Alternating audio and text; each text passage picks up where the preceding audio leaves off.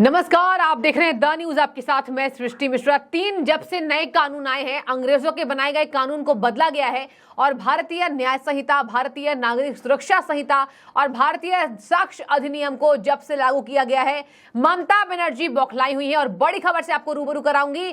पश्चिम बंगाल की मुख्यमंत्री, एकमात्र महिला मुख्यमंत्री, इन कानूनों से खफा है। और देखिए, यहां पर उन्होंने इन कानूनों के खिलाफ समीक्षा बैठक बिठाई है, जहां 7 सदस्यीय कोर कमेटी बनाई गई है। और इन कोर कमेटी का काम है राज्य सरकार को यहां पर यह पत्र सौंपेंगे कि आखिर नए कानूनों में क्या है और क्या हम इसे राज्य में लागू होने दें। इसी के बाद क्या था फिर, राज्यपाल वर्सेस ममता बनर्जी एक बार फिर से धारदार। और देखिए, राज्यपाल सीवी आनंद बोस से उनकी नहीं बनती है। हमने पिछले हफ्ते ही देखा कितना बड़ा बखेड़ा ममता बनर्जी ने उनके ऊपर आरोप लगाकर खड़े कर दिया था। दर्शकों, उनके ऊपर कहा था कि किसी लड़की को उन्होंने यौन शोषण किया था, प्रताड़ित किया था। वो लड़की कोर्ट पहुंची थी और राज्यपाल के यहाँ ठीक नहीं है रहना, राजभवन में लड़कियां सुरक्षित नहीं हैं, वहां के लोग कर्मचारी सुरक्षित नहीं है, खास तौर पर महिला कर्मचारी। उसके बाद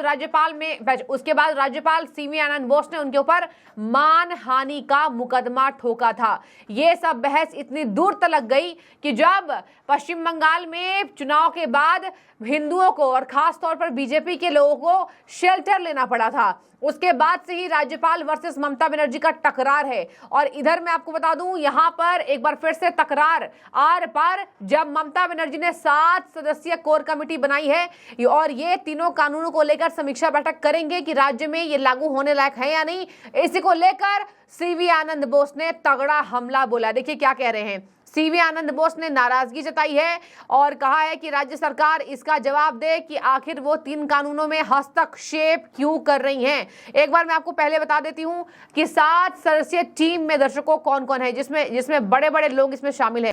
कलकत्ता हाई कोर्ट के इसमें जज भी हैं, जहां आपको बता दें इस समिति में 7 सदस्यीय समिति में, कोर कमेटी में असीम रॉय, मलय घटक, चंद्रिमा भट्टाचार्य, इसके साथ महाधिवक्ता संजय बसु, राज्य पुलिस महानिदेशक और कोलकाता पुलिस आयुक्त शामिल हैं। और ये लोग मिलकर नए 3 कानूनों की समीक्षा करेंगे और बताएंगे ममता बनर्जी को ये कानून लायक है राज्य में लागू करने या नहीं। अब मैं आपको बता दूं, अमित शाह ने बार बार ये बात बोल दी है, कोई रोक नहीं सकता है। और देखिए, ये जो कानून है वो लागू हो भी चुके हैं और हमने देखा कि पिछले महीने इसकी शुरुआत हो चुकी है। अब मैं आपको बता दूं, ममता बनर्जी ने कानून का जमकर विरोध किया और कहा कि ध्वनि मत से पास कराया गया। इन्होंने लोकसभा स्पीकर ने कितने सांसदों को निलंबित कर दिया था, तब ये हुआ है राज्यसभा और लोकसभा के अंदर, और कैसे तीनों कानूनों को पारित कर दिया गया था, पास करा दिया गया था। इसको वापस ले सरकार। मोदी को उन्होंने चिट्ठी तक लिखी थी,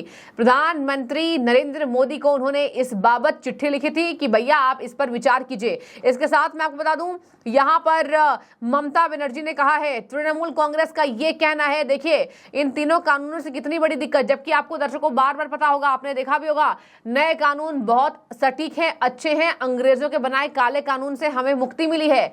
अब कोई भी व्यक्ति अपनी पहचान छुपाकर किसी से शादी नहीं कर सकता। इसके साथ साक्ष्य अधिनियम में भी बड़े बदलाव किए गए हैं। भारत के नागरिकों की सुरक्षा के लिए, न्याय के लिए, एविडेंस के लिए ये तीनों कानून बनाए गए हैं कि एविडेंस के हिसाब से कैसी कार्रवाई होगी। आपको बता दें, आप नाबालिग से रेप करेंगे तो आपको 100 बार सोचना पड़ेगा। इसके साथ अगर आप पहचान अपने पत्र छुपा करके, अगर आप विवाहित हैं और अपने आप को अविवाहित बताकर किसी के साथ यौन संबंध बनाया, किसी के साथ रिलेशनशिप में आप गए, आपको 10 साल की सजा है।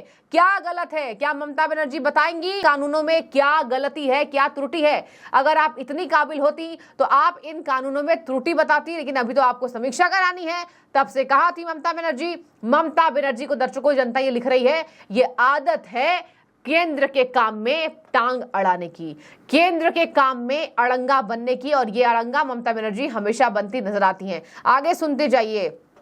रद्द करने की मांग ममता बनर्जी तृणमूल सरकार कर रही है। हालांकि पश्चिम बंगाल में ममता बनर्जी को कोई हिला नहीं पा रहा है। ममता बनर्जी वापस से बहुमत से आई हैं।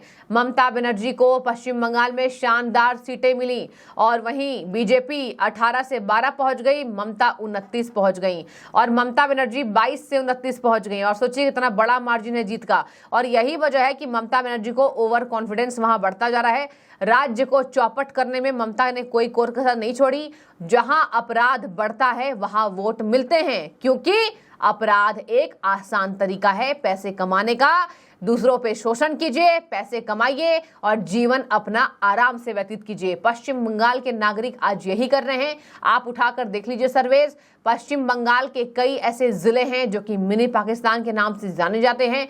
वहां आम मुस्लिम जो भारत के मुस्लिम हैं उन्हें भी दिक्कत हो रही है, क्योंकि बाहर से आए हुए रैन बसेरों का ममता ने पूरा बसेरा यहां पर करा दिया है और पूरी व्यवस्था, पूरी उपलब्धता उनके मूलभूत सुविधाओं के लिए। और इसी वजह से ममता बनर्जी नए कड़े कानूनों से डर रही हैं। आप सोच लीजिए, अगर ये नए कड़े कानून राज्य में अगर लागू होंगे तो देखिए राज्य में दिक्कत ममता के लोगों को होगी जो बाहर से आए हुए हैं, जो अपराध करते हैं। शाहजहां शेख जैसा एक व्यक्ति नहीं है।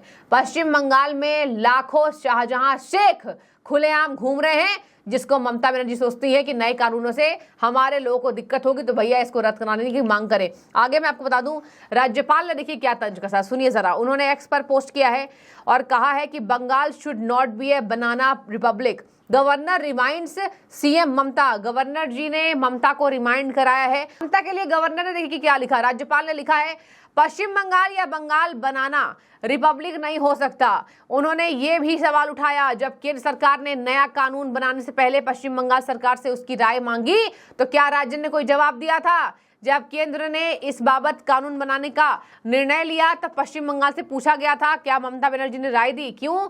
उस वक्त इनको इतनी ज्ञान नहीं होगी, इतना ज्ञान नहीं होगा कि इस नए कानूनों में क्या हम सुधार सकते हैं। तब तो आपने राय नहीं दी, लेकिन अगर लागू हो गया है तो आपको अपने टांग अड़ानी है और आपको ये दिखाना है कि आप ममता बनर्जी बहुत पढ़ी लिखी हैं, उनको नए कानूनों का ज्ञान है।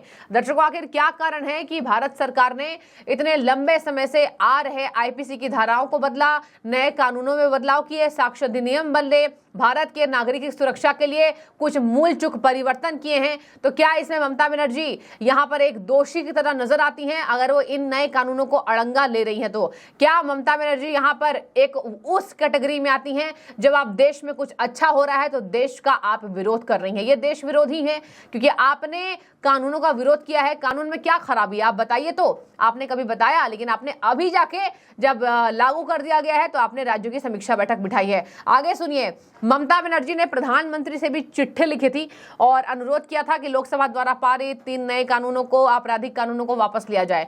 बिना किसी तथ्यों के उन्होंने कहा आपराधिक कानूनों को वापस लिया जाए।